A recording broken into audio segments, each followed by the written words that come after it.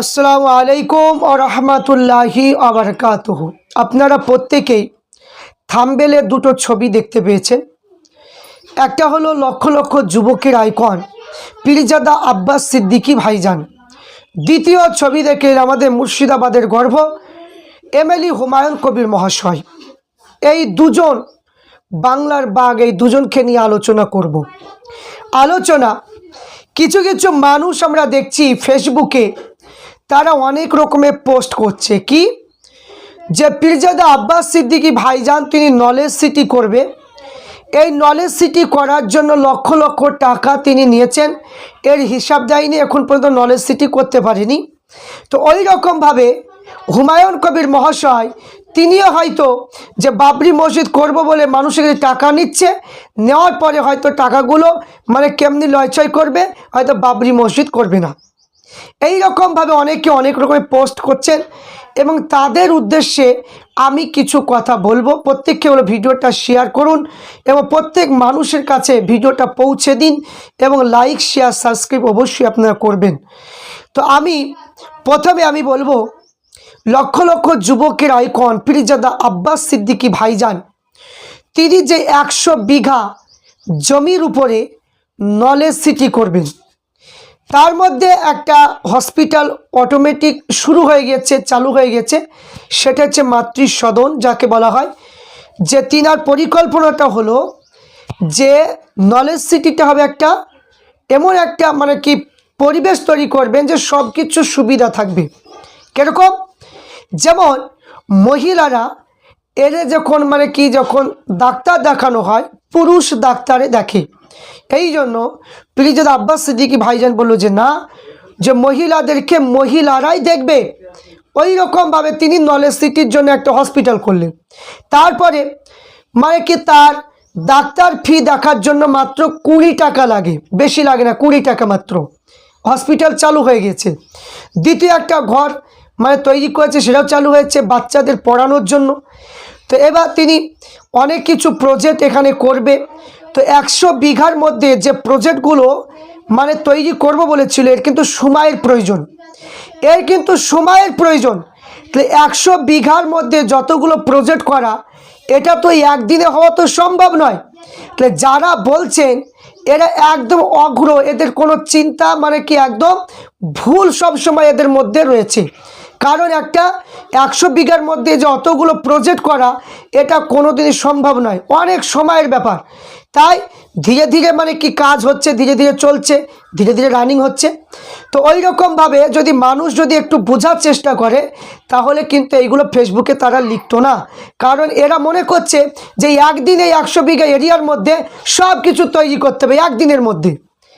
এটা বলতে চাইছে তড়িঘড়ি সব একসঙ্গে করে ফেলতে হবে, এটা কোনোদিন সম্ভব নয়। তার জন্য ধীরে ধীরে করতে হবে, ধীরে ধীরে প্রয়োজন। এই জন্য মানুষ পীরজাদা আব্বাস সিদ্দিকী ভাইজানকে আশ্বাস পাচ্ছে, জাতি ধর্ম বর্ণ নির্বিশেষে সবারই ট্রিটমেন্ট সেখানে হবে, সমস্ত ধর্মের ছেলেপেলে সেখানে পড়াশোনা করবে, সেই ব্যবস্থা আব্বাস সিদ্দিকী ভাইজান করেছেন।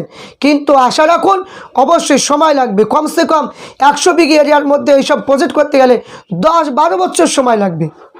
তাহলে তাড়াতাড়ি বললে তো সম্ভব নয়। তাহলে যারা ভাবছেন যে পীরজাদা আব্বাস সিদ্দিকী ভাই নলেজ সিটি করবো করে টাকা নিয়েছে, টাকাগুলো কেমনি কি করেছে হিসাব দিচ্ছে না, তো এখানে হিসাবে কোনো প্রয়োজন নেই। 10 বছর আল্লাহ যদি বাঁচিয়ে তাই 10 বছর পরে দেখবেন ওখানে নলেজ সিটির কি প্রজেক্টটা হয়েছে কি হয়নি, তখন মোকাবিলা করবেন। 2 নম্বর, মুর্শিদাবাদের মধ্যে ভরতপুরে এমএলএ হুমায়ুন কবির মহাশয়, তিনি মুর্শিদাবাদের একজন বাঘ।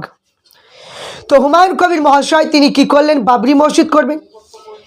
এর জন্য মুসলমানেরা তারা সবাই, মা বোনেরা, যুবক যুবতীরা কিংবা ছেলে মেয়ে সবাই A to Z এবং অন্যান্য ধর্মের মানুষেরা এমনভাবে ইট দিতে শুরু করেছে, বাঁশ দিতে শুরু করেছে, টিউবওয়েল বসিয়ে দিচ্ছে, পাথর দিচ্ছে, শিক দিচ্ছে, টাকা তো দিচ্ছেই, সবাই দিচ্ছে। কিন্তু ফেসবুকে লিখছে হুমায়ুন কবির মহাশয় মসজিদ করবে। তো সন্দেহ হচ্ছে কারা, যারা টাকা দিচ্ছে না, যারা দান করতে চাইছে না, তারাই বলছে হুমায়ুন কবির বাবরি মসজিদ করবে। তো এই বলে ফেসবুকে লিখছে।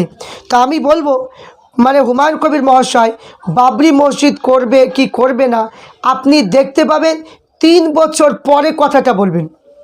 এই কথাটা যারা ফেসবুকে লিখছেন 3 বছর পরে আপনি কথাটা বলবেন, কারণ যে 3 বছর একটা বাবরি মসজিদ করতে গেলে 3 বছর সময় লাগবে, বলে দিয়েছে 3 বছর সময়।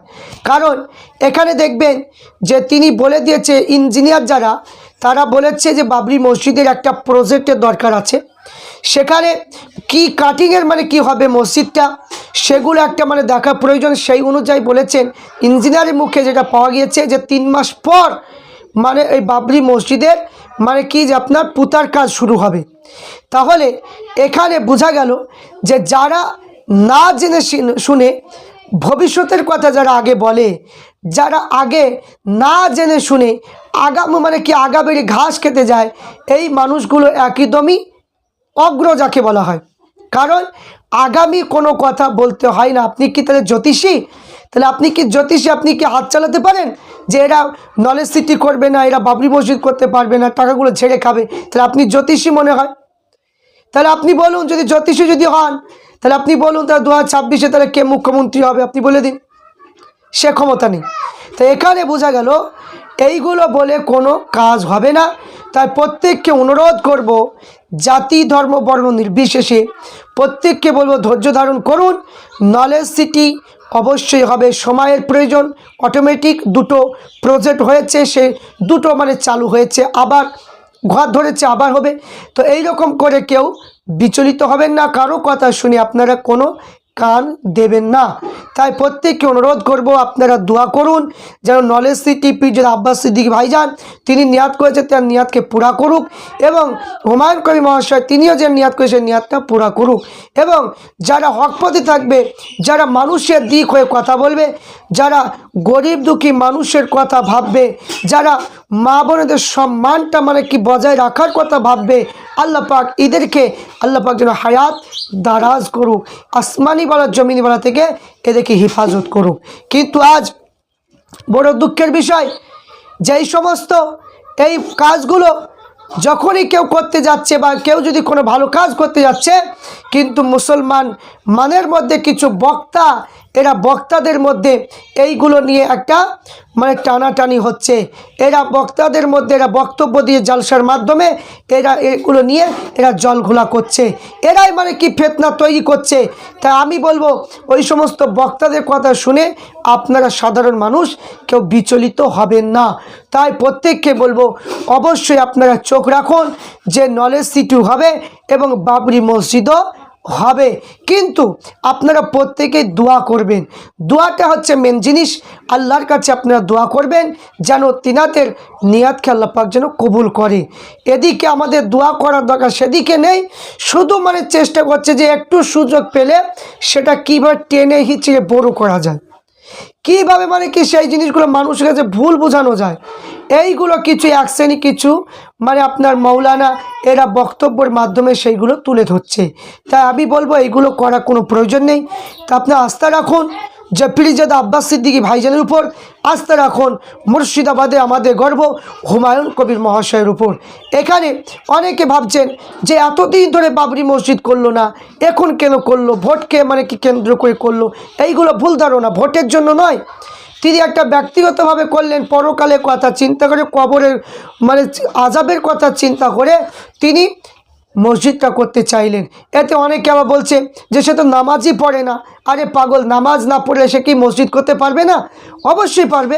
তাহলে এখানে তাহলে দেখুন মুসলমানের মধ্যে কত রকমের প্রশ্ন, যে মানে সোশ্যাল মিডিয়ায় দেখলে মানে কি বুঝতে পারবে, এক একজনে এক এক রকমের কথা, যা উত্তর দেওয়া মানে কি অসম্ভব, উত্তর দেওয়া অসম্ভব।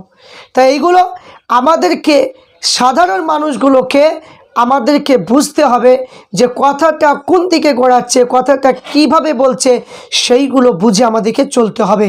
তাই প্রত্যেককে অনুরোধ করব আপনারা সঠিক রাস্তায় থাকবেন এবং মানে হক পথে থাকবেন এবং ন্যায় পথে থাকবেন, এইগুলো আমাদের প্রত্যেককে নজর রাখতে হবে।